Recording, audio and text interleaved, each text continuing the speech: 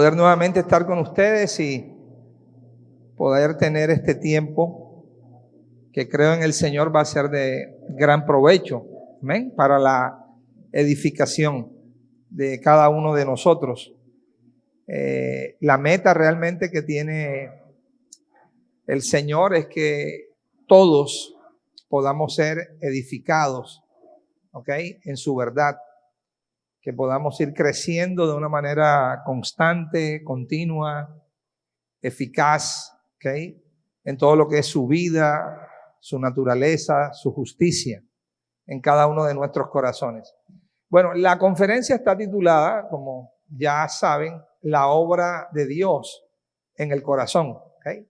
La idea es que conozcamos acerca de esta obra, ya puntos específicos de ella, de qué se trata esta obra, cómo opera, cómo funciona, cuál es su fin, cuál es su meta.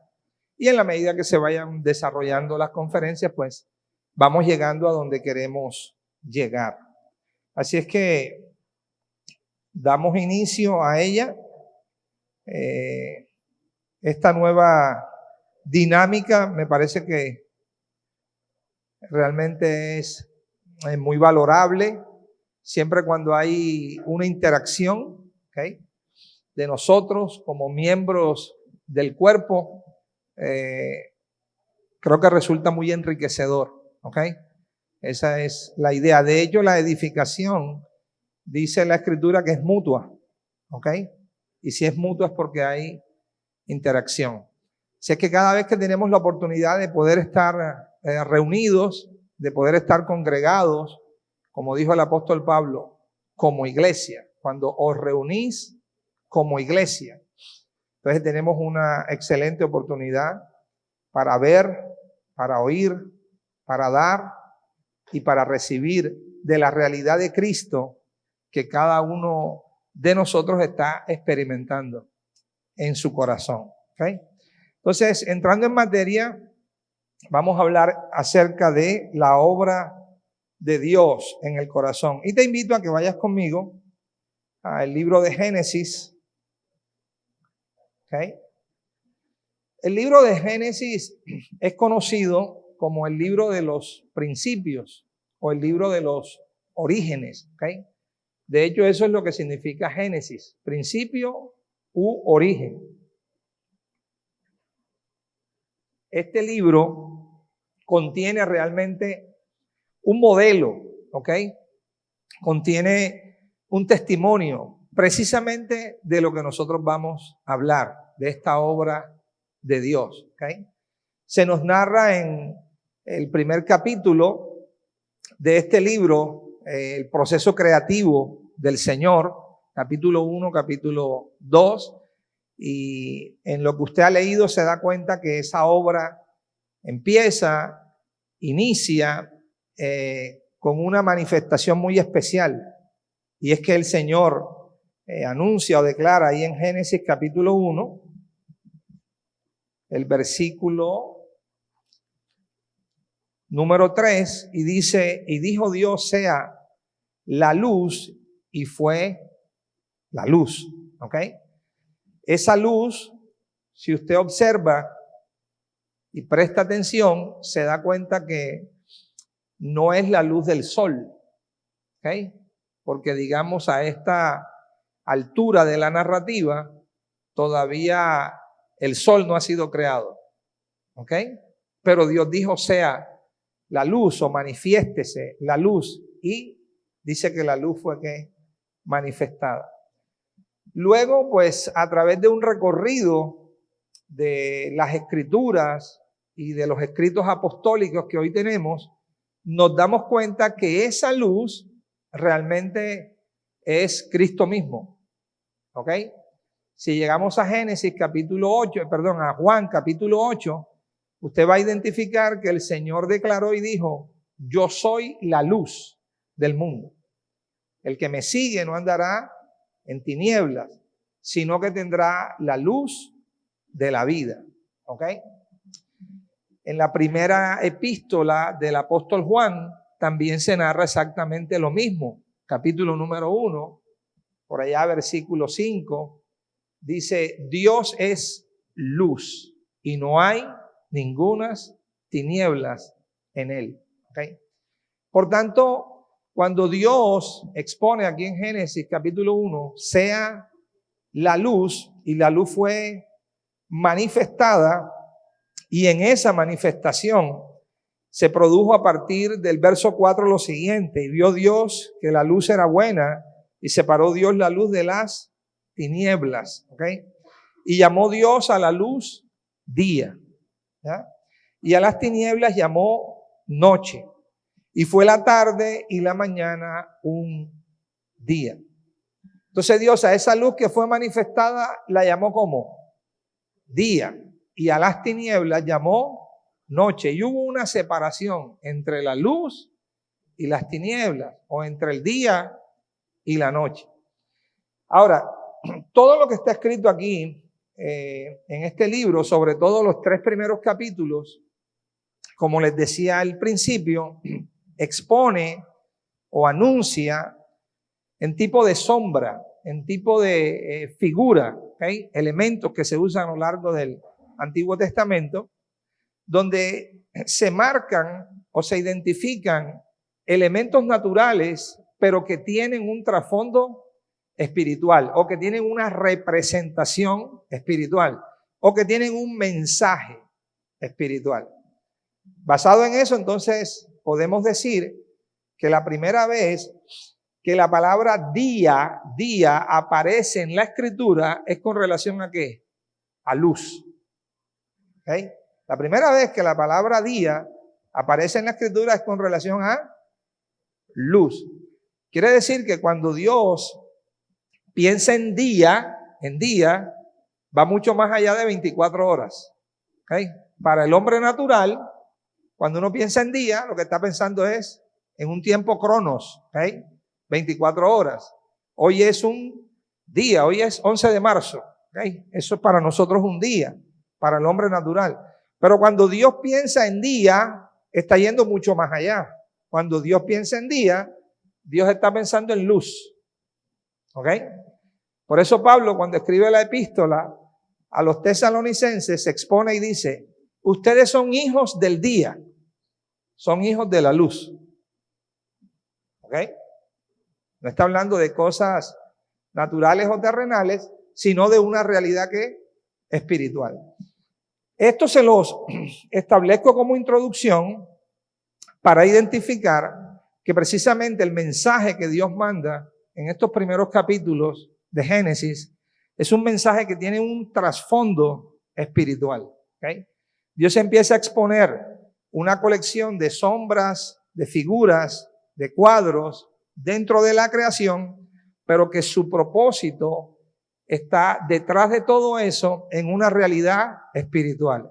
Y que Dios primero hizo una creación natural, terrenal, visible, que se pudiese palpar, pero que eso creado fuese realmente un testimonio de una realidad que estaba ¿qué? Por venir. Basado en ese principio, en Génesis capítulo 1, versículo 26, llegamos a la creación del hombre. Y dice la Escritura, dijo Dios, hagamos al hombre ¿a qué? A nuestra imagen, conforme a qué? A nuestra semejanza. ¿Okay? Hagamos al hombre a nuestra imagen, conforme a nuestra semejanza. La palabra imagen implica representación o implica representante. ¿Okay? Dios, al crear al hombre, estaba creando un representante suyo. ¿Ok? Un representante suyo. Y al hacerlo conforme a su semejanza, la palabra semejanza del hebreo es la palabra demut, y tiene demasiado que ver con la forma de operar. ¿Ok? Así que Dios está creando a un hombre para que sea su representante en la tierra, pero que además de esto funcione y opere de la manera como Dios que funciona y opera. A este hombre, que ha sido creado por Dios bajo estas condiciones, el apóstol Pablo, en Romanos capítulo 5, por allá en el verso 14, habla acerca de él y hace la referencia y dice, este hombre es figura del que había, ¿de qué? De venir. Otra sombra más, ¿ok? Un tipo, ¿ok? Es lo que Pablo está diciendo. Luego sigue avanzando el texto y ya en el verso 28 dice que Dios los bendijo. 27, creó Dios al hombre, a imagen de él lo creó, varón y hembra los creó. El 28 dice que Dios los bendijo y les dijo, ¿ok? Fructificad, multiplicaos, llenad la tierra, ¿qué? Sojuzgarla y señorear, ¿ok? Eso es un cuadro bien llamativo porque es un cuadro que realmente muestra, expone, revela o manifiesta el deseo y la intención divina. ¿Okay? Lo que Dios deseaba, lo que Dios quería según su propio beneplácito. ¿Okay? Fructifica, multiplica, llena la tierra, sojúzgala y ¿qué? Y señorea. Entonces, iba a señorear sobre ¿qué? Sobre la creación, sobre lo que había sido creado. Usted se lee el Salmo 8, no lo vamos a repasar aquí, pero yo se lo dejo para que usted lo anote y en su casa lo repase. Y en el Salmo 8 David hace una referencia exactamente de esta obra de Dios para con el hombre. Entonces, este fructificar, este multiplicar, llenar la tierra, sojuzgarla y señorear, si nosotros lo vemos simplemente desde un ámbito natural o desde un ámbito terrenal, pues asumimos que Dios simplemente les dijo, pues júntense y empiecen a tener muchachos y llenen la tierra, ¿ya? Y gobiernen todo eso que está ahí. Pero realmente, en el verso 26 hay un punto bien estratégico. Cuando Dios lo hace a su imagen conforme a su semejanza, ¿qué es lo primero que Dios le dice al hombre? Cuando lo crea, señorear. ¿Ok? El hombre tiene que señorear. Entonces, el hombre recibe dominio, el hombre recibe gobierno, el hombre recibe reino de parte de Dios. ¿Ok? Y lo recibe como todo aquello que Dios entrega y que Dios da por medio de su palabra. O sea, al hombre se le da una semilla a través de la palabra. La palabra es una semilla que espiritual, no solo una semilla espiritual, la semilla espiritual, incorruptible y eterna, la palabra de Dios. Así es que Dios le entrega una semilla al hombre, una semilla de reino, una semilla de dominio y una semilla de gobierno para que él señoree sobre todo lo que ha sido ¿qué? Creado. Observe que en ese listado no aparece el mismo hombre. ¿Qué quiere decir esto? O sea, Dios no le dijo al hombre, señorea sobre el hombre, sino señorea sobre ¿qué? Las cosas que han sido ¿qué? Creadas. Pero es un cuadro bien hermoso, bien maravilloso. ¿Por qué? Porque aquí podemos sacar este principio. Dios crea al primer hombre para que el primer hombre señoree sobre la primera creación o sobre la creación natural. ¿Ok? Repito, Dios crea a ese primer hombre, le entrega un señorío y un gobierno para que este hombre ¿qué? Señoree, reine y gobierne sobre la primera creación o sobre la creación ¿qué? Natural. Pero Pablo dice que este hombre, este primer hombre, Adán, ¿era qué? Figura del que había ¿qué? De venir. Este que había de venir, que sabemos que es Cristo, el Mesías, el ungido de Dios, ojo, Pablo le llama en Primera de Corintios, capítulo 15, versículo 45 en adelante, le llama Pablo el segundo hombre. A Cristo, el Señor que es del cielo. ¿El qué? El segundo hombre. Entonces tenemos un primer hombre y ahora tenemos un ¿qué? Un segundo hombre. Pero también entendemos que toda esa primera creación era una ¿qué? Sombra, tipo y figura de lo que había de ¿qué? De venir. ¿Y cuántos saben que Dios tiene una nueva creación que es espiritual? En esa nueva creación hay unos cielos, pero no son esos que usted ve. Y hay una tierra que tampoco es esta que usted ve. Dice que en esos nuevos cielos y nueva tierra reina ¿la qué? La justicia de Dios. Reina la justicia de Dios. O reina la naturaleza divina. Ahora, el mismo Pablo también menciona y dice en 1 Corintios 3:9 que nosotros somos la labranza de Dios. La labranza significa la tierra donde Dios cultiva, ¿okay? La tierra donde Dios planta, ¿okay? El jardín de Dios, ¿okay? Así es que si somos la tierra de Dios, hemos sido creados entonces ¿para qué? Para que Dios plante en nosotros. ¿Qué planta Él en nosotros? Bueno, lo que todo sembrador planta, su preciosa e incorruptible semilla. ¿Okay? Esta semilla es la palabra eterna, el verbo de vida. ¿Okay? Tiene diferentes nombres. Al final de cuentas es Cristo mismo. ¿Okay? Entonces, así como el primer hombre fue creado por Dios, ¿okay?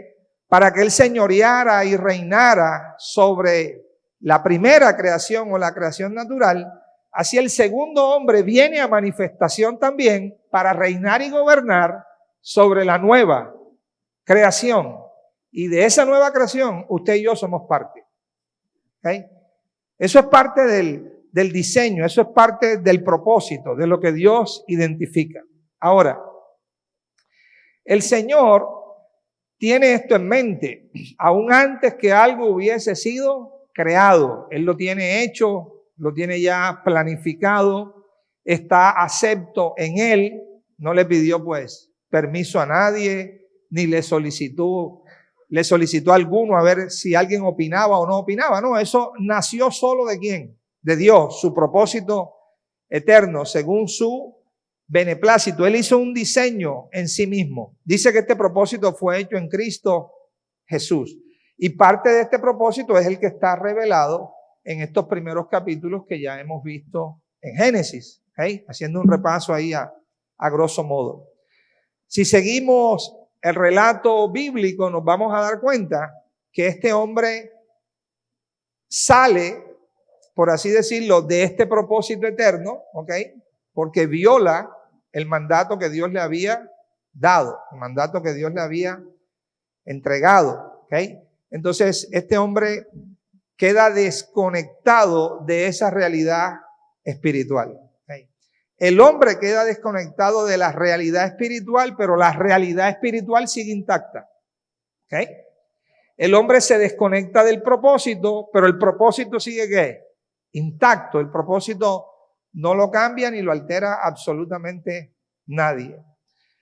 Parte de esta obra del Señor, entonces, implica no solamente que el hombre sea restaurado a ese propósito eterno, sino que también él mismo empiece a experimentar y a vivir dicho propósito. ¿Okay?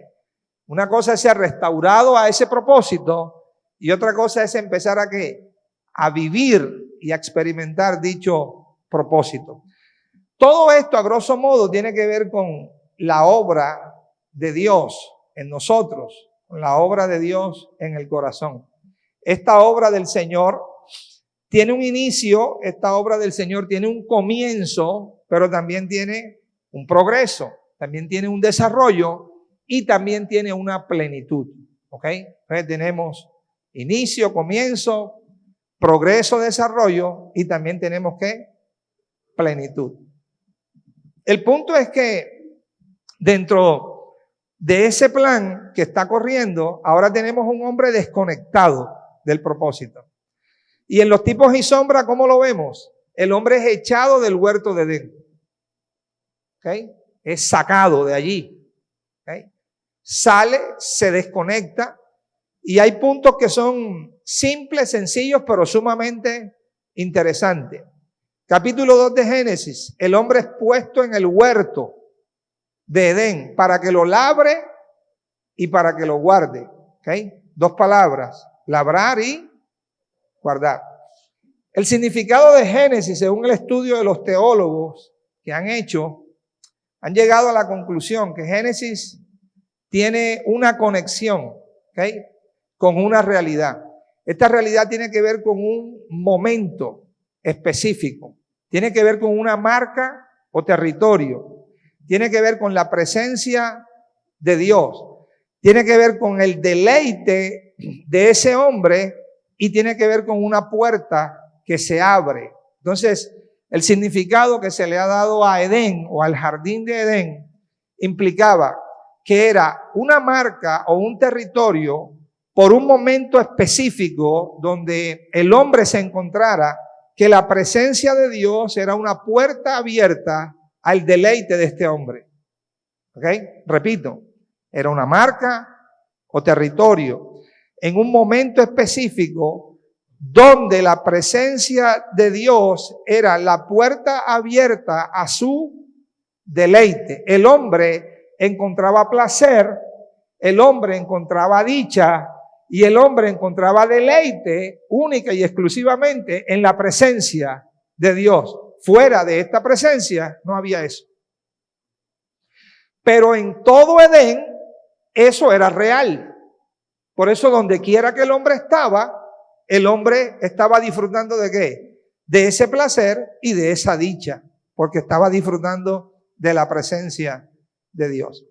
Por supuesto que era una realidad espiritual que se estaba dando. En el momento que el hombre se desconecta de esa realidad espiritual, ahora aquello que era para su dicha, satisfacción y placer, ¿qué acontece? Que se aparece en el huerto de Edén. ¿Y cuál es la reacción del hombre? Se esconde. Me escondí porque tuve miedo. Okay. Al oír tu voz tuve ¿qué? Miedo. Pero ¿de dónde aparece ese miedo si mi presencia nunca te ministró miedo? Mi presencia lo que siempre te ministró fue ¿qué? Dicha y placer. Porque tiene que aparecer el miedo. Porque comiste del árbol que te mandé, no comieses. ¿Okay? Y al comer de ese árbol, el hombre recibe una naturaleza corrupta o una naturaleza contraria a Dios, una naturaleza opuesta. ¿Ok? Una naturaleza que contamina todo su ser. Y el hombre así de esa manera es que echado fuera de ese huerto o fuera de esa presencia. Queda inhabilitado. Pablo lo define en Romanos 3:23 como el hombre quedó destituido de la gloria de Dios. Implica, el hombre quedó corto. ¿Ok? Ya no hay capacidad en el hombre para poder estar dentro de ese ámbito y cumplir la misión o propósito que se le había encomendado. Bueno, eso acontece, el hombre falla en ese aspecto, pero el propósito de Dios, como te dije antes, estaba ¿qué? Intacto, ¿okay? Inamovible. Entonces la obra de Dios tiene que ver con muchas cosas, pero dentro de esas cosas, una de ellas es, ese hombre tiene que ser ¿qué? Restaurado, ¿ok? Pero restaurado en su propio ser, porque el daño lo experimenta el hombre en su interior. ¿Ok? Tengamos eso en cuenta. El daño no es un daño directamente en el exterior. No, es un daño ¿dónde?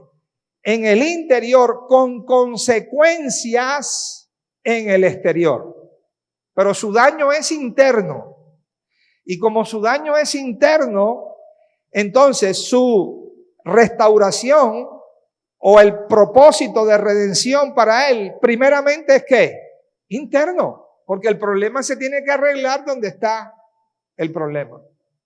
Es como cuando, imagínese que usted tiene una fuga de agua en la casa, en un tubo, en una zona específica, y usted puede romper todo el piso de la casa, creyendo que está en otra tubería, y hasta que usted no corrija donde está verdaderamente el daño, siempre va a tener la misma fuga, siempre va a tener el mismo problema. Entonces, el problema hay que tratarlo donde está. El problema era en el interior del hombre y allí, en el interior del hombre, se tiene que tratar. Cuando el Señor habla de esto, habla y dice que del corazón es que salen todos los malos pensamientos. ¿Por qué salen del corazón?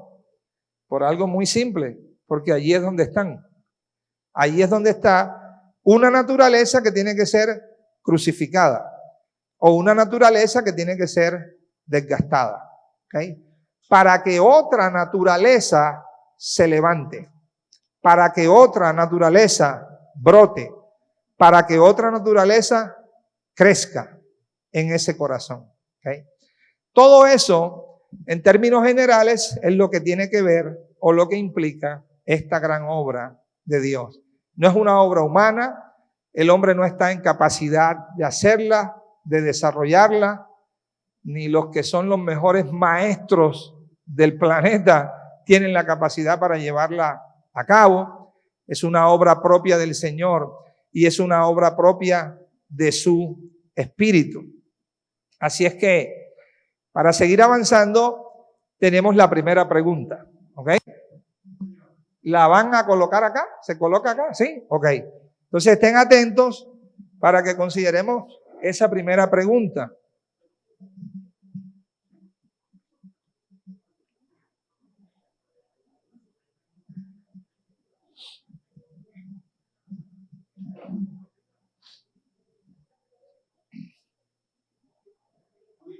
Ok, la primera pregunta es, ¿qué es la gran obra de Dios?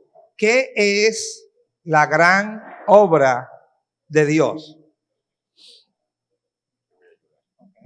Muy bien, tienen 3 minutos, acomódense por favor en sus mesas, 3 minutos y una vez que tengan las respuestas pasados los 3 minutos voy a pasar a las mesas para oír sus respuestas. Corre tiempo. ¿Qué mesa quiere participar? Vamos a empezar por ahí. Ok, aquí. El ex Chuyito. Nosotros pusimos punto 1, Jesús. ¿Qué es la gran obra de Dios? Fíjense bien la pregunta. Vino a traer la luz. A ver acá. Crearnos a nosotros a su imagen y semejanza. Miren, la verdad, yo ya vi la respuesta. Se están quedando bien cortos. Están muy cortitos, así como muy raquíticos. Nomás van a ser 2. Ya llevan el 50%. El hombre y el propósito eterno. Sí, miren, están respondiendo bien, pero tienen que responder conforme a la conferencia. ¿De qué está hablando el Señor? Arnold, ¿de qué está explicándoles Arnold? En ese contexto tienen que responder. Bueno, nosotros pusimos que Dios hizo un cambio del corazón de piedra al corazón de carne. Hay una parte que dice, ¿no?, que hizo un cambio, y eso fue lo que nosotros pusimos, que Dios hizo ese cambio de corazón, de tener un corazón de piedra a un corazón de carne. Bueno, ya, como que ya le echo un poquito más. A ver, ¿quién más? La restauración del hombre, volver a conectarlo con él. Ya, ¿alguien más? La última, es una por mesa. La luz significa Cristo. Miren, sí están respondiendo bien. Pero, a ver, el último. La última y nos vamos, a ver. Okay. Jesucristo en nosotros, ya que Dios reunió todo lo eterno y precioso y lo sembró en nosotros que somos su labranza. Bueno, ya se acabó ya. Ahora sí. ¿Quieren opinar acá? A ver. ¿Quién? ¿El arquitecto? ¿Quién? Pusimos que el hombre, creado a su imagen y en el establecimiento de su reino en la tierra. Para tener justicia ahí y reino. A ver acá. Para nuestra forma de ver qué es la gran obra de Dios, se contesta en 2 palabras. El hombre. Muy bien. A ver. Sí estamos dándonos cuenta de lo que estamos aprendiendo. Arnold, por favor, necesito que les des la respuesta correcta. ¿Listos?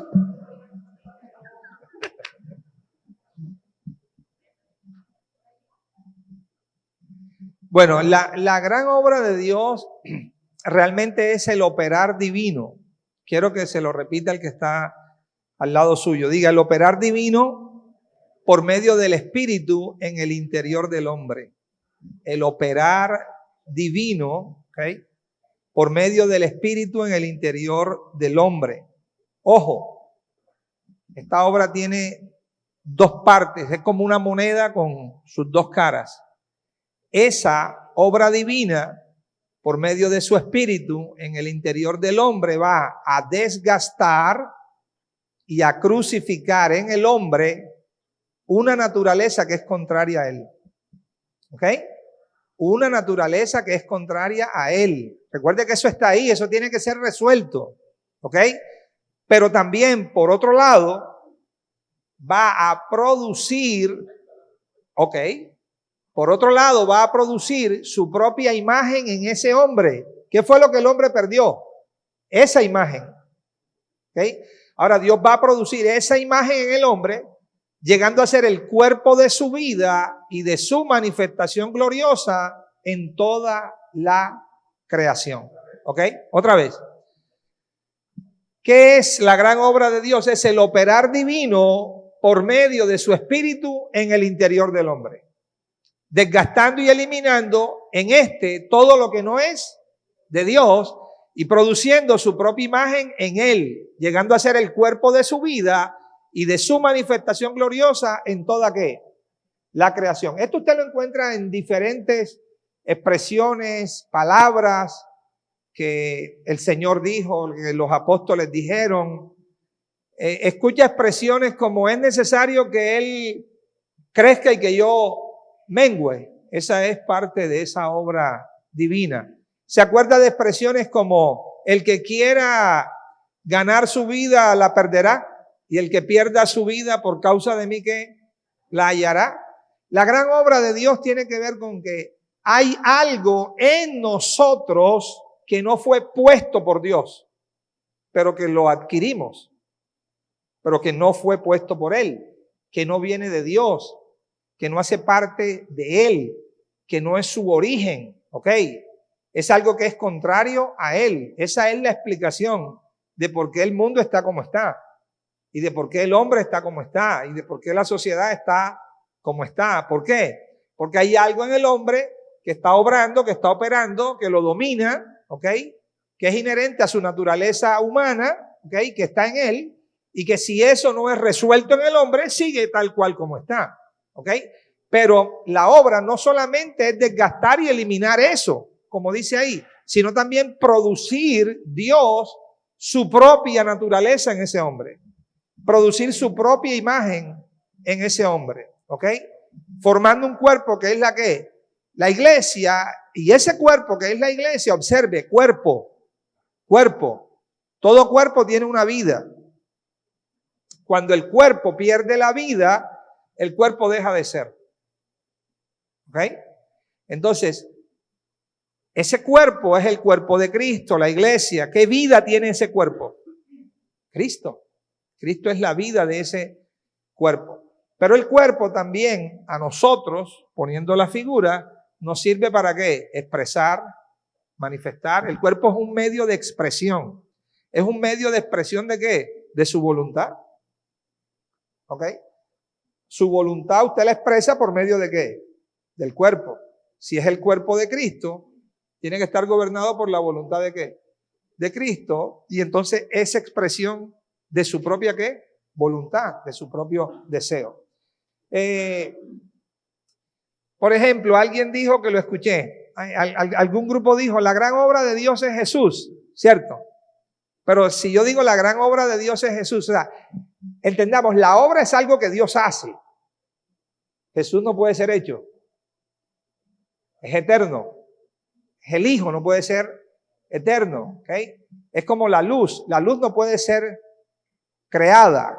¿Por qué? Porque Dios es luz. Dios no puede ser creado. Dios es eterno. ¿Okay? Ajá.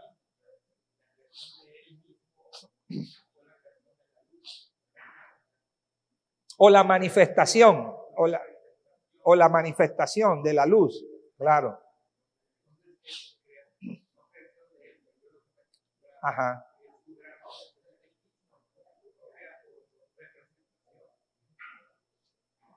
Pero, vuelvo y repito, la obra es algo que Dios hace, algo que Dios lleva a cabo, algo que Dios ejecuta, ¿ok? Tiene que ver con eso. Por eso todo lo creado vino a ser creado. Es decir, aquí tenemos un arquitecto que tiene diseñado un plan eterno. Y en ese plan eterno, ¿el qué? Lo desarrolla, lo ejecuta y lo lleva ¿a qué? A cabo. Ahora, antes de Dios ejecutar y llevar a cabo su plan eterno, ¿cuántos creen que ya Dios estaba y era? ¿Okay? Entonces, la gran obra de Dios no tiene que ver con lo que Dios es, sino tiene que ver con el plan que Él ejecuta y lleva a cabo. ¿Ok? Y lleva a cabo. ¿Ok? Eso fue una manifestación de Dios, pero que hace parte de lo que Él va a ejecutar, de lo que Él va a desarrollar. ¿Okay? El hombre,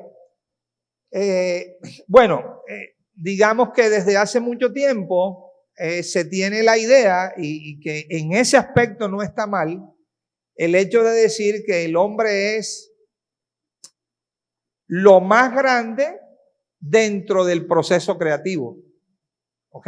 El hombre fue lo más grande dentro del proceso creativo. Creo que es uno de los salmos que dice, lo hizo poco menor que los ángeles, pero la palabra original ahí no es ángeles, es Elohim. Lo hizo un poco menor que Dios, ¿ok? Y lo coronó ¿de qué? De gloria y de honra, pero al final no se nos olvide que ese hombre, al final era un hombre terrenal, natural. Pablo lo dice. El primer Adán era ¿qué? Terrenal, natural, de la tierra. Y era una sombra o un ¿qué? O un tipo.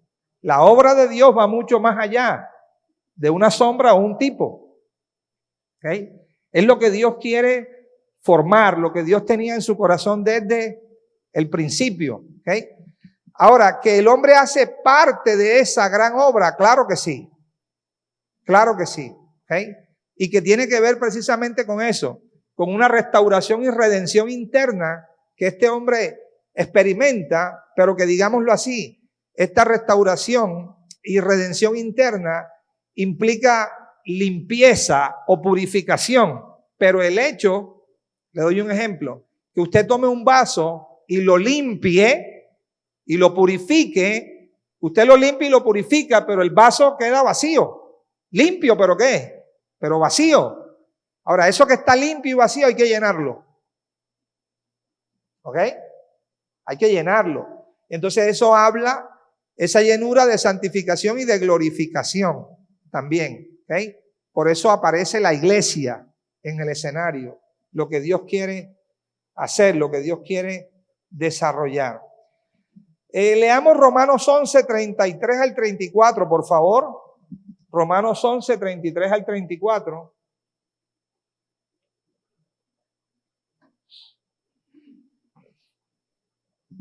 Habla un poco de lo que 11, versículo 33, ok, al 34.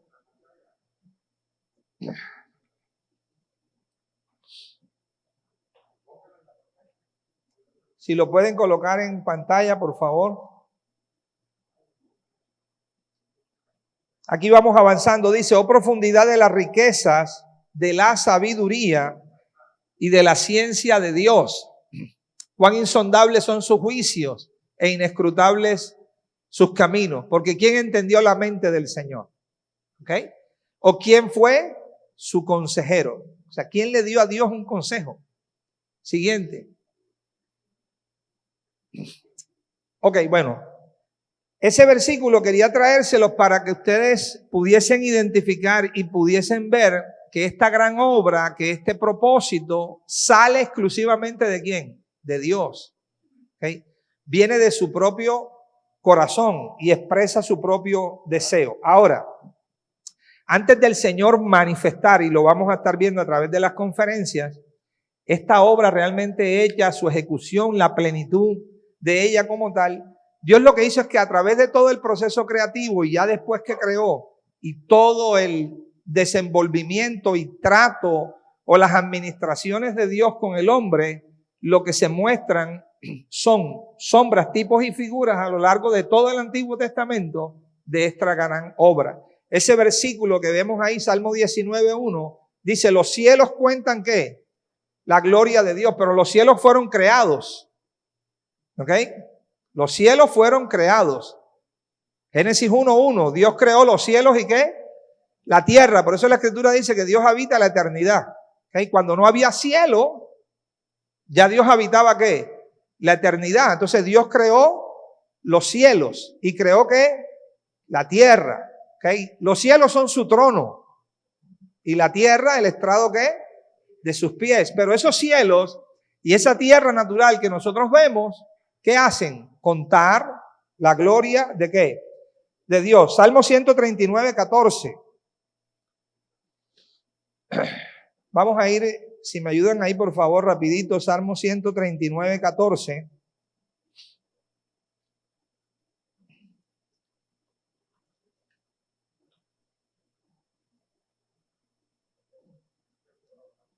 Ok, listo. Ok, dice así el Salmo 139:14. Te alabaré porque formidables, maravillosas son ¿qué? Tus obras, estoy maravillado y mi alma lo sabe muy bien. Salmo 66:5. Vaya conmigo allí. Salmo 66:5. Todos estos son textos que apuntan a las obras de Dios, pero si observa y se fija bien, son expresiones de esa o de esas obras de Dios en el ámbito natural. Venid y ved las obras de Dios, temible en hechos, sobre los hijos de ¿qué? De los hombres. Salmo 86:8.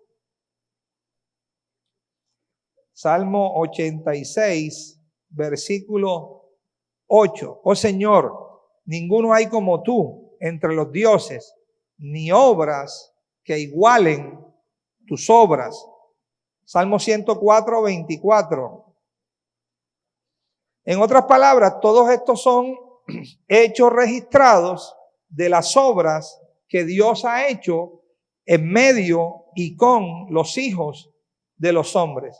El 104, el verso 24, dice así: cuán innumerables son tus obras, oh Dios, hiciste todas ellas con sabiduría. La tierra está llena de ¿qué? De tus beneficios. Deuteronomios 32:4. Deuteronomios 32:4. Él es la roca cuya obra es perfecta, ¿okay? Porque todos sus caminos son rectitud. Dios de verdad y sin ninguna iniquidad en él. Es justo y es recto. Y terminamos con Marcos capítulo 7. Marcos capítulo 7. Versículo 31 al 37. Volviendo a salir de la región de Tiro, vino por Sidón al mar de Galilea, pasando por la región de Decápolis, y le trajeron un sordo y tartamudo, y le rogaron que le pusiera la mano encima. Y tomándole aparte de la gente, metió los dedos en las orejas de él, y escupiendo, tocó su lengua. Y levantando los ojos al cielo, gimió y dijo, efata, es decir, sea abierto. Y al momento fueron abiertos, ¿okay? Sus oídos, y se desató la ligadura de su lengua y hablaba bien. Y les mandó que no dijesen a nadie, pero cuanto más les mandase o les mandaba, tanto más y más lo divulgaban. Observen la expresión del verso 37. Y en gran manera se maravillaban diciendo, bien lo ha hecho todo. Bien lo ha hecho todo. Hace a los sordos oír y a los mudos ¿qué? Hablar. Es el testimonio que usted encuentra en Génesis, exactamente. Dios hizo el día, fue la tarde y la mañana, el segundo día, el tercer día, y cada vez era, y vio Dios que era bueno, y vio Dios que era bueno. Y luego hace al hombre, y vio Dios que era bueno en gran manera. ¿Okay? Todo eso que estamos viendo allí es una ¿qué? Representación de Dios en lo natural, mostrando sus obras, sus hechos, sus maravillas. Pero tengamos en cuenta, en lo natural. ¿Ok? Con cosas que naturales. Usted se pone a estudiar la historia del pueblo de Israel y va a encontrar ¿qué? Hechos y maravillas gloriosas, magníficas. ¿Ok? Un pueblo caminando en medio del mar en seco. ¿Ok? Un pueblo luchando con unos ejércitos muchísimo más grandes, muchísimo más fuertes que ellos, y a ellos se les decía, estad quietos y ved la salvación que es de Dios. Y Dios manifestaba sus obras de una manera tremenda, poderosa. Pero el punto donde quiero señalar es que todos estos versículos y cientos de más versículos nos muestran un testimonio que Dios marcó en el ámbito terrenal y en el ámbito natural de sus hechos y obras que maravillosas. El punto es que esta gran obra de Dios, ojo, es mucho más allá que hechos y obras maravillosas externas. Esta gran obra de Dios tiene que ver con la ejecución o el producir divino en el interior de cada uno de nosotros. Y esa obra es incomparable. Esa obra es magna, esa obra es gigantesca y esa obra supera a todos los hechos gloriosos y magníficos que Dios hace en el exterior. Lo que Dios hace en el interior del hombre no se puede comparar en absoluto con las cosas que Dios hace fuera. Porque las cosas que Dios hace fuera son una sombra, son una figura, son un testimonio de lo que Dios hace dentro de cada uno de nosotros. Eso es lo que Dios quiere que el hombre ¿qué? Identifique. Eso es lo que Dios quiere que nosotros podamos enfocar, que nuestra mirada esté puesta allí, ¿ok? Que esté identificada allí, porque ese es el deseo del Señor. Ahora, para la mayoría de los creyentes, la obra de Dios casi siempre nosotros la relacionamos con beneficios o bondades externas que nos pasan a nosotros en el diario vivir. ¿Ok? Para nosotros muchas veces la gran obra de Dios es que Él me abrió las puertas en un tremendo trabajo. Entonces eso para nosotros es la gran ¿qué? Obra de Dios. O que el banco nos financió el crédito. ¡Wow! El banco me aprobó. ¡Qué obra del Señor tan tremenda! ¿Ok? O que pude tener el carro que no tenía y ahora lo tengo. Esa es una obra del Señor maravillosa. ¿Ok? Alabado sea el Señor, dice la gente. ¡Qué tremendo es el Señor! Por esa obra que Dios ha hecho. Pero amados, hay algo que va mucho, pero mucho más allá. Y es lo que Dios hace en el interior de cada uno de nosotros. Porque es realmente lo que representa el plan, el propósito y el diseño del Señor. Al hombre se le dijo fructifique, multiplique, llene la tierra, sojúquela y señoree. El hombre iba a fructificar. Ok, y podemos entrar en cualquier tipo de controversia teológica que se quiera, porque Dios le dijo al hombre, fructifique, y eso tenía que ver con que el hombre era hombre y le dio a su mujer y él tenía una simiente, un esperma y la mujer tenía un óvulo y eso fructificar era que se unieran y que tuviesen hijos. Pero espiritualmente eso tiene un significado mucho más profundo. Al hombre se le dio realmente se le otorgó una semilla para que a partir de esa semilla el hombre pudiese producir lo que él naturalmente no podía producir. Entonces, eso que de parte de Dios le es entregado al hombre, ¿ok? Dios desea que ese hombre experimente los frutos de lo que Él le ha dado a dicho hombre. Y que no solamente experimente esos frutos, sino que también esos frutos se multipliquen en el hombre. Al punto que la tierra pueda ser llenada por completo. Y cuando hablamos de la tierra, casi siempre lo primero donde brinca nuestra mente, ¿qué es? El planeta. Pero la primera tierra que tiene que ser llenada con el fruto de Dios es la tierra de tu corazón y del mío. Porque si tu corazón y el mío no está lleno de esa vida, justicia y naturaleza de Dios, solamente serán sueños e imaginaciones nuestras querer transformar la tierra natural. Lo primero que tiene que ser transformado es el interior nuestro. Ahí es donde Dios apunta. Eso es lo que tiene que ser cambiado. Eso es lo que tiene que ser transformado. Eso es lo que tiene que ser lleno realmente de esa vida, de esa justicia y de esa naturaleza divina. Ese es el señorío y ese es el gobierno que Dios busca para todos y cada uno de nosotros. Que el segundo hombre gobierne la nueva creación, de la cual tú y yo somos ¿qué? Somos parte. Y como te dijo, muchos símbolos, muchos tipos, muchas sombras a la luz de la Escritura, pero el enfoque que se busca es exactamente ese. ¿Cuántos saben que a la luz de las Escrituras encontramos muchos testimonios de lo que se conoció como el tabernáculo de Dios, el templo de Dios? ¿Ok? Pero hay una realidad con respecto a eso.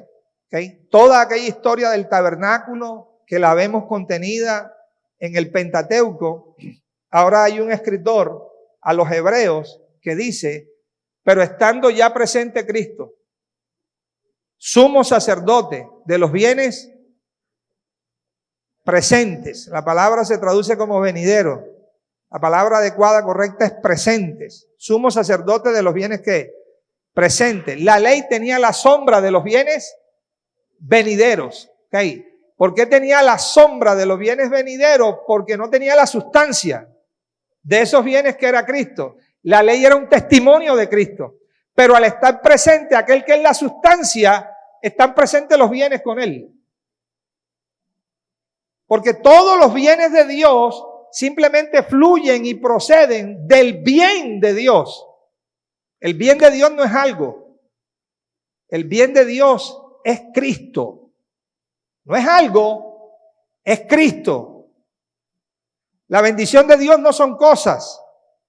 La bendición de Dios es Cristo.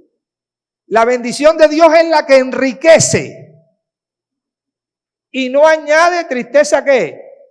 Con ella. Y claro que te enriquece, porque en Él están escondidos todos los tesoros de la sabiduría y del conocimiento.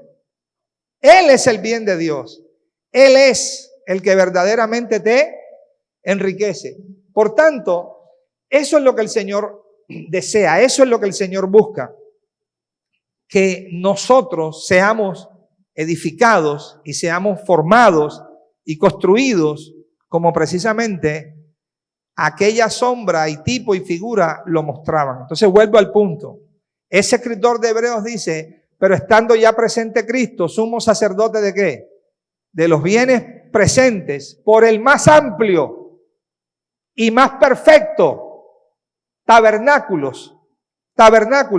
no hecho de manos, es decir, no de esta creación. ¿De qué tabernáculo está hablando? De usted y yo, de nosotros, la iglesia. La iglesia es el verdadero ¿qué? Tabernáculo, más amplio y más ¿qué? Y más precioso. ¿Ok? Pero también se testificó en el Antiguo Testamento de un templo. ¿El templo de quién? Del Señor. ¿Ok? Y a ese templo, observe, el Señor llegó un día. Estaba con sus discípulos. Y cuando entró a ese templo, ¿qué vio en ese templo? ¿Qué encontró? Cambistas, mercaderes, negociantes. ¿Y qué dijo? Mi casa será llamada casa de oración y ustedes la han hecho cueva de ladrones.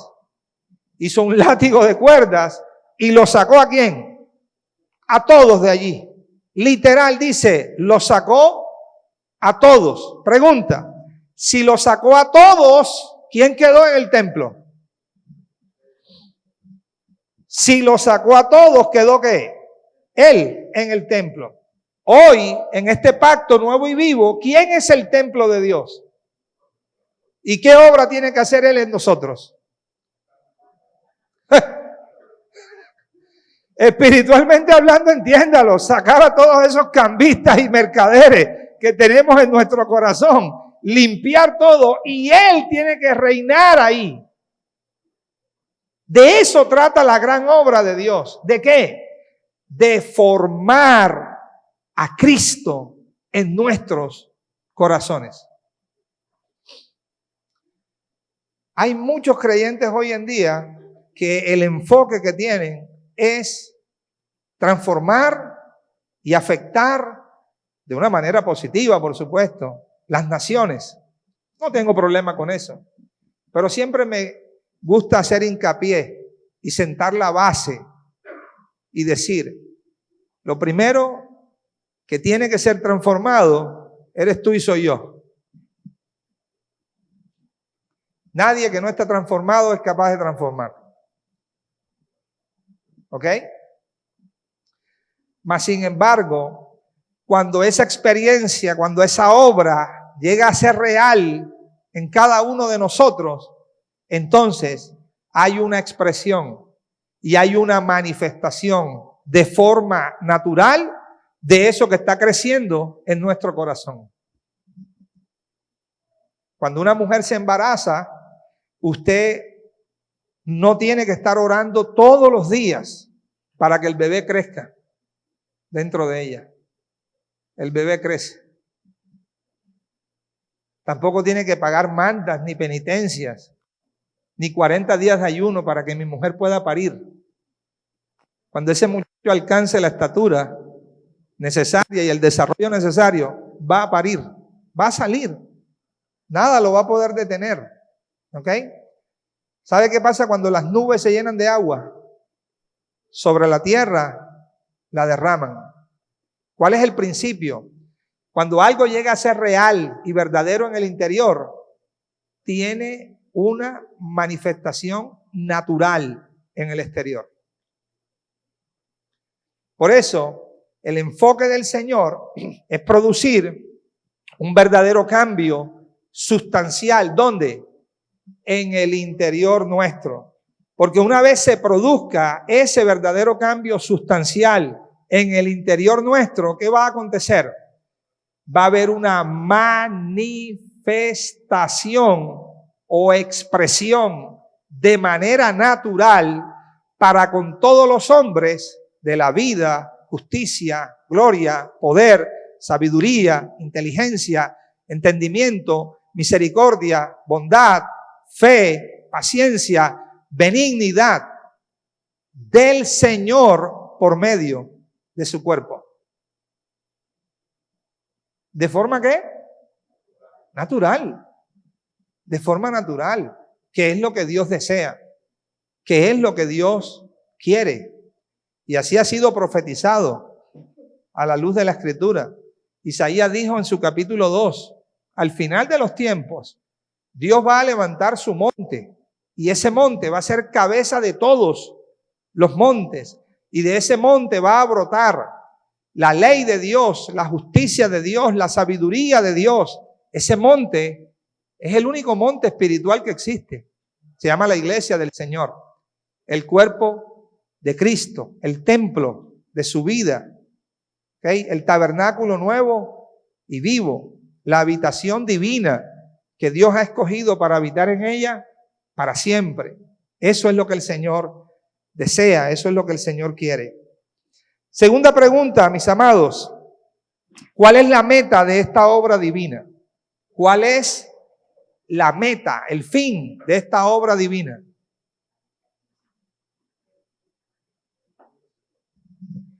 Tres minutos, corre tiempo. Acomódense, por favor. ¿Qué mesa quiere empezar?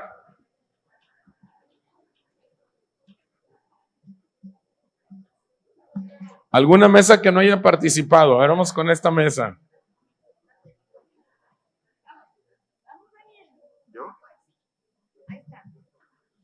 Si hay un inicio, un progreso y un final de la obra divina en nosotros, que es Cristo Jesús, la meta es la plenitud de Cristo en nosotros, la estatura del varón perfecto. A ver, ¿alguien tiene otra respuesta? A ver, ¿quién?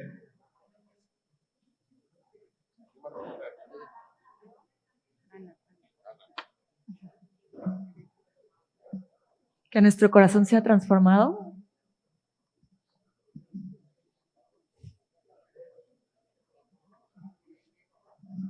Nosotros como iglesia se ha manifestado Cristo como cabeza. A ver acá. Restaurar en nuestros corazones la imagen y semejanza de Dios y restablecer la comunión con Él. ¿Cómo ves, Arnold? ¿Qué opinas las respuestas? Bueno, yo opino que nosotros somos el templo. Entonces tenemos que sacar todo el cochinero que tenemos, arraigarlo por completamente para que quede nada más Él en nosotros. A ver acá.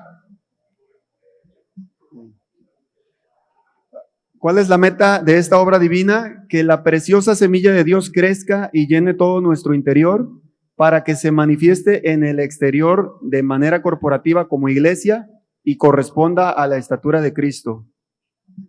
A ver, vamos a las mesas de atrás. Doctorazo, acá ya lo veo desesperadón. La meta divina de Dios es que se cumpla su propósito para el cual fue creado el hombre, gobernar la creación de Dios por medio de la manifestación de la naturaleza de Él. Ok, ya filosofaron muy bien aquí. A ver, acá esta mesa, ¿quieren opinar? ¿Sí o no? Sí, ok. De formar a Cristo en nuestros corazones para que se manifieste Dios naturalmente sobre las cosas terrenales. Muy bien. ¿Alguna otra mesa? ¿A la una? ¿Alguna otra mesa? ¿A las dos? ¿Aquí? Aquí, eso. La manifestación de Dios en el nuevo hombre y en su nueva creación, que es la plenitud de Cristo en su iglesia. ¿Cómo ves, Arnold? Bueno, lo felicito porque esta segunda pregunta tuvo excelentes respuestas. ¿Ok? Vamos a colocarla allí, por favor, la respuesta, si nos ayudan. ¿Cuál es la meta de esta obra divina? O sea, no lo dijeron con estas palabras, pero en esencia lo que dijeron es eso mismo, ¿ok? Es el nacimiento, el brote, el crecimiento, el incremento, la gloria de Cristo en un pueblo, ¿ok? Ese pueblo es la iglesia de Él a fin de que Cristo sea ¿qué? Todo y en todos. Creo que escuché muchas palabras, o diferentes palabras, mejor dicho, en las respuestas que cada uno dio, pero todas apuntaban exactamente a lo mismo. Amados, Dios a este hombre que estaba en la condición en la que se encuentra, ¿ok? Dios le ha otorgado un don divino, una medida de él, ¿ok? Por ejemplo, Eclesiastés capítulo 3, versículo 11, vayamos allí y observe lo que se dice, lo que se declara aquí en Eclesiastés capítulo 3, versículo 11. dice, todo lo hizo hermoso ¿en qué? Se habla de la obra de Dios. Todo lo hizo hermoso en su tiempo. ¿Y ha puesto qué? Eternidad en el corazón ¿de qué? De ellos. La eternidad hace parte de Dios mismo. Hace parte de su propia esencia. Hace parte de su propia ¿qué? Naturaleza. El hombre es un ser creado. ¿Okay? Dios es eterno. Pero Dios ha puesto parte de Él en cada hombre. Un don que Dios ha dado a cada hombre. Y ahí está. ¿Puesto dónde? En el corazón.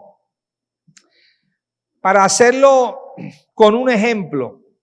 ¿Qué pasa si usted tiene una semilla? Y esa semilla le dicen a usted que es una semilla magnífica, que es una semilla extraordinaria, que esa semilla es capaz de dar una producción de lo mejor, de lo mejor, de lo mejor. Pero esta semilla nunca brota y nunca nace. ¿Qué pasa? La respuesta es simple, nada. ¿Ok? Porque se necesita que la semilla ¿qué? Nazca. Se necesita que la semilla nazca, correcto. Para nacer tiene que morir. ¿Ok? Y realmente cuando hablamos de la muerte de la semilla, lo que se muere es la cáscara. ¿Okay? La sustancia, que es lo que se contiene dentro de la cáscara, esa nunca muere. Esa es la que ¿qué? Nace, brota, crece, se incrementa, desarrolla. ¿Okay? El Señor habló de eso. Primero hierba, luego espiga, luego grano lleno en la espiga, y cuando el fruto está maduro, ¿qué? Se mete la hoz porque la cosecha ha llegado. Entonces, el deseo del Señor es ese. Dios ha dado una medida de su don al hombre con la expectativa, con el deseo que esa semilla que está puesta en el hombre pueda ¿qué? Nacer, pueda brotar, pueda crecer, pueda incrementarse. ¿Ok? Eso es lo que el Señor llamó en Juan 15 fruto. ¿Ok? Vosotros habéis sido puestos para que llevéis mucho fruto y seáis así que mis discípulos, pero separados de mí, nada podéis ¿qué? Hacer. El fruto no es lo que usted y yo hacemos para Dios. Eso no es el fruto. No es lo que usted y yo hacemos para Dios. El fruto es el incremento de la medida de Dios en usted y en mí. Porque el fruto no es algo suyo.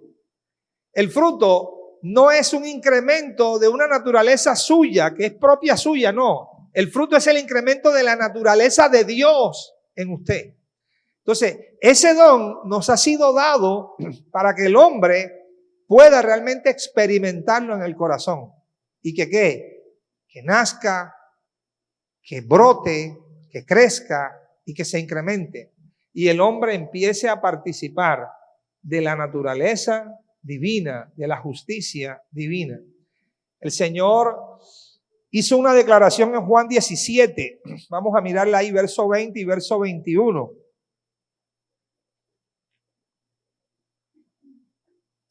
Antes de ahí le parafraseo por un minuto Juan capítulo 1, versículo 4, verso 5. Dice, en él estaba la vida y la vida era la luz de los hombres. En él estaba la vida y la vida era ¿qué? La luz, ojo, de los hombres, no dice de algunos hombres, la luz de los hombres. ¿Okay? Él vino para ser luz ¿de quién? De todos los hombres. ¿Ok? Aunque no sea la luz de algunos porque lo rechazan, no significa que no esté deseoso de ser la luz ¿de qué? De todos los hombres. Juan 1:9. Aquella luz verdadera venía a este mundo. Aquella luz que alumbra ¿a quién? A todo hombre. Alumbra a todo hombre. ¿Ok? Claro, porque la luz que hace, alumbra. Yo soy la luz del mundo. El que me sigue. La luz alumbra, pero hay que ¿qué? Hay que seguir. ¿Ok? hay que recibir, hay que creer. El evangelio, Pablo dijo, es el poder de Dios. ¿Qué hace ese poder de Dios? Salva. El evangelio, no me avergüenzo del evangelio porque es poder de Dios. ¿Para qué? Para salvación. Pero ¿para quién es poder de Dios para salvación? Para todo aquel que cree. Entonces la luz aparece, la semilla aparece, la levadura celestial aparece, ha sido puesta allí. ¿Para qué? Para ser recibida por el hombre, para ser acogida por el hombre. ¿Okay? Y cuando eso pasa, entonces esa semilla brota y crece y lleva fruto y se incrementa y el hombre empieza a participar de Dios. Empieza a ser habitación de Dios. Entonces es bien interesante Lucas 17, verso 20 al 21, porque los fariseos le están preguntando al Señor de estas cosas. Los fariseos. Y bueno, no tenemos que hacer ningún curso para identificar un poco quiénes eran los fariseos en general. ¿Okay? Era una gente que se oponía terriblemente ¿qué? Al Señor. ¿Okay? Se oponían a su mensaje, lo rechazaban. ¿Okay? Lo juzgaban, lo criticaban. ¿Ya? De hecho, querían desaparecerlo, por así decirlo. ¿Preguntado por quiénes? ¿Quiénes son los que preguntan? Los fariseos. Ellos preguntan, ¿cuándo había de venir qué? El reino de Dios. Ahora, es una pregunta que ellos hacen, pero que indudablemente esta pregunta ellos la hacen de acuerdo a su propia comprensión que ellos tienen del reino. De hecho, uno de los obstáculos más grandes que tuvo Israel para recibir al Mesías fue precisamente eso, que ellos visualizaban un reino según sus propias ¿qué? Comprensiones. Estaban siendo subyugados por los romanos. Ellos querían un rey que se apareciera, poderoso, que levantara un gran ejército militar y que fuera a pelear con espada, ¿ok? Que destruyera a los romanos y que estableciera un nuevo imperio que en la tierra. Ese era el reino que ellos esperaban. Y el rey les nace en un pesebre. Ya esto no cuadra aquí. ¿Cómo así? Y el rey les dice, mi reino no es de este mundo. Y el rey les dice que cuando los ofendan y los maltraten y los persigan sus enemigos, oren por esos enemigos. Bueno, pero ¿qué tipo de rey es este? ¿Ah? ¿Cómo es posible? Este no es el reino que nosotros ¿qué? Nos imaginamos. ¿Ok? Así que por eso muchos despreciaron ese aparecer o venida del Señor, porque ellos en su mente tenían otro tipo de expectativas. Pero una cosa son las expectativas que tú y yo tenemos y otra cosa son las expectativas que tiene Dios. ¿Ok? Entonces ellos estaban ahí con esa mentalidad. Bueno, dinos a ver, ¿cuándo vendrá qué? El reino de Dios. Y mira la respuesta que el Señor les da, por favor. Ayúdenme allí con el texto. Preguntado por los fariseos, ¿cuándo había de venir el reino de Dios? Les respondió, ojo, les respondió, ¿a quién? A los fariseos. Les respondió a los fariseos y dijo, el reino de Dios no vendrá con advertencia. La palabra advertencia, su significado es evidencia ocular. Algo que se puede ¿qué? Ver y que se puede palpar. Ellos estaban experimentando un reino ¿qué? Que se pudiera ver con el ojo ¿qué? Natural. Sí, un reino poderoso, pero poderoso según la comprensión para ellos de lo que significaba ¿qué? Poderoso. Y la respuesta del Señor es, este reino no vendrá con evidencia ocular. Tiene algo que ver con lo que le dijo a Nicodemo, ¿cierto? Nadie puede ver el reino si no naciere de arriba. O sea, si tú no participas de la naturaleza de arriba, si esa semilla que se ha dado no nace y no brota en tu propio corazón, este reino quedará oculto para ti todo el tiempo. Porque no se puede participar de él con los ojos naturales. Hay un ojo que solamente Dios abre. Es el ojo interno del corazón. Nadie más lo puede abrir. Hay un oído que solo Dios abre. Es el oído interno del corazón, que solo Dios puede abrir.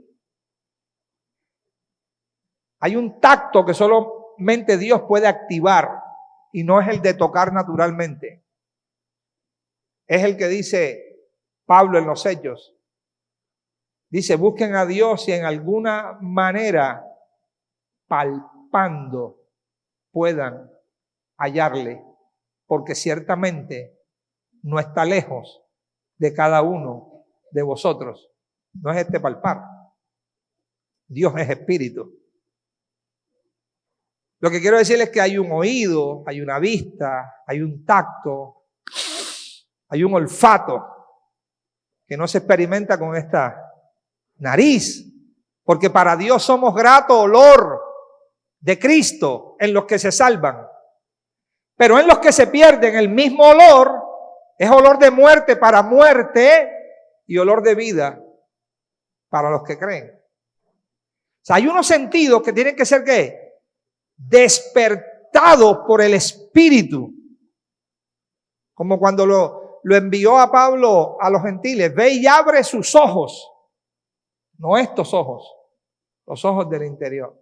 Para que se vuelvan de las tinieblas a la luz y de la potestad de Satanás ¿a quién? A Dios. Entonces les está diciendo, señores, este reino no vendrá con evidencia ocular. Ni dirán, helo aquí, ni helo allí. No se manifestará de esa forma. Y observe la respuesta. Porque he aquí el reino ¿qué? El reino de Dios ¿qué? Está entre nosotros. Por favor, si puede, al ladito de entre, colóquele ahí ento, la palabra griega. La puede buscar en cualquier Nuevo Testamento griego interlineal. Le va a aparecer ento, E-N-T-O, ento. Ento no traduce entre, traduce dentro.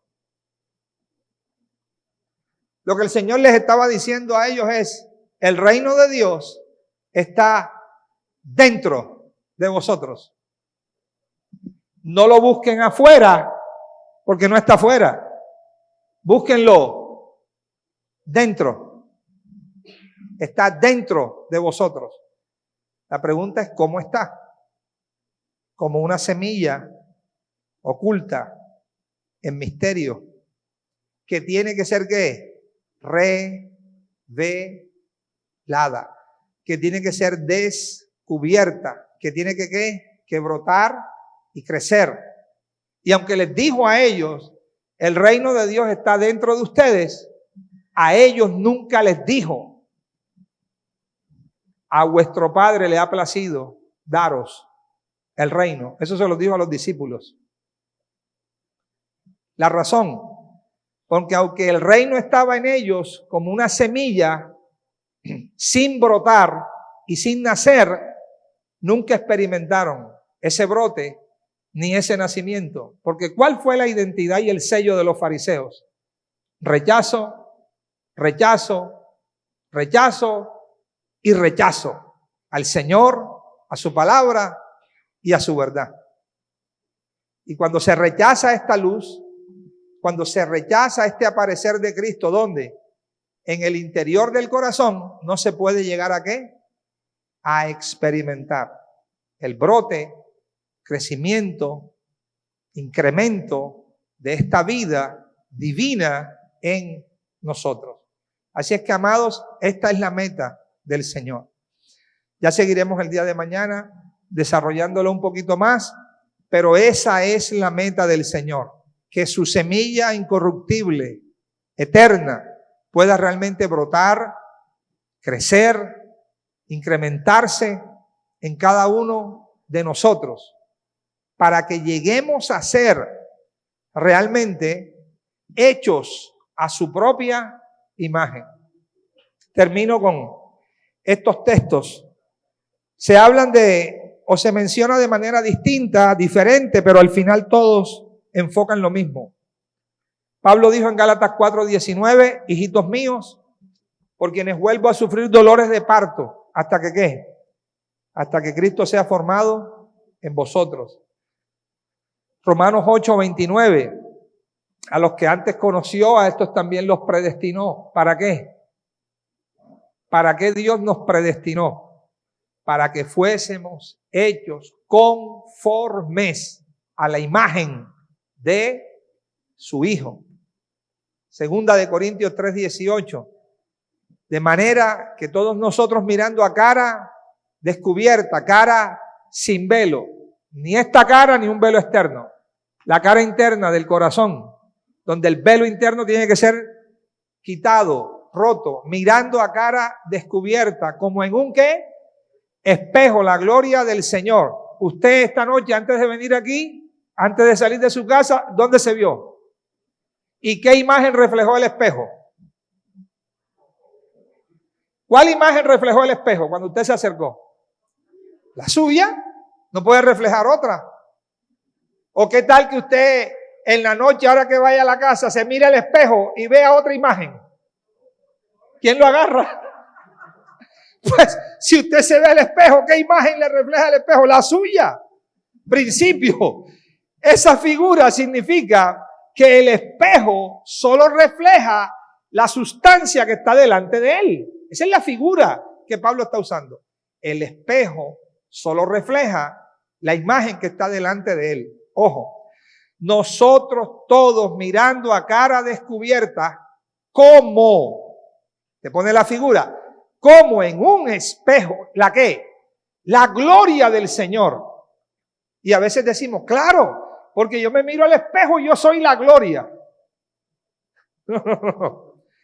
La gloria del Señor es Cristo. La gloria del Señor es el Hijo. Y la gloria del Señor solo se ve en el rostro de Cristo. Eso lo ve en el capítulo 4 siguiente. Segunda de Corintios 4:6. El mismo Dios que mandó que de las tinieblas resplandeciese la luz, es el que resplandeció ¿dónde? En nuestros corazones. ¿Para qué? Para iluminación de qué? Del conocimiento de la gloria de ¿quién? De Dios. ¿En dónde está esa gloria? En la faz, en el rostro, en la cara, en la persona. ¿De quién? De Jesucristo. Usted quiere ver la gloria, lo ve a Él. Quiere conocer la gloria, lo conoce a Él. Quiere llenarse de esa gloria, se llena de Él. Porque Él es la gloria de ¿qué? De Dios. Todos nosotros mirando a cara descubierta como en un espejo, ¿la qué? La gloria. Entonces, ¿cuál es la sustancia que se está reflejando en la figura? Cristo. ¿Dónde es que habita Cristo por la fe? Entonces, cuando nuestros ojos, no estos, los internos, los del alma, están mirando ¿a quién? A Cristo. ¿Puestos los ojos en quién? ¿En un retrato o en el Cristo como espíritu vivificante que está en ti? Con los ojos que solo Dios abre. Puestos los ojos en Él, mirando a cara descubierta la gloria del Señor, el rostro de Cristo, ¿vamos siendo qué?